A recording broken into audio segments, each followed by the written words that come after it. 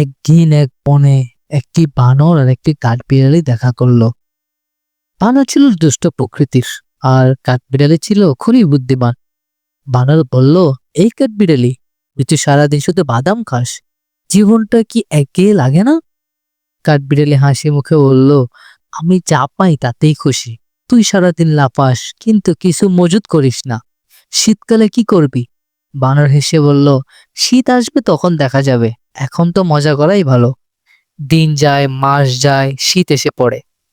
বানর খেতে পায় না, ঠান্ডায় কাঁপতে থাকে। কাঠবিড়ালি তখন গাছ থেকে সঞ্চিত বাদাম খেয়ে নিশ্চিতে থাকে। একদিন বানর কাঠবিড়ালির কাছে এসে বলল, ভুল হয়েছিল, তুই ঠিকই বলছিলি, যদি কিছু খাবার দিস আমি কৃতজ্ঞ থাকব।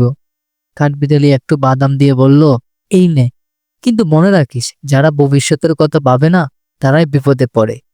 সেই থেকে বানর বদলে যায়। সে আর শুধু খেলাধুলা করে না, শীতের জন্য খাবারও জমায়।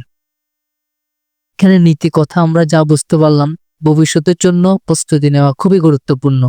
এই গল্প থেকে এটাই শিক্ষা।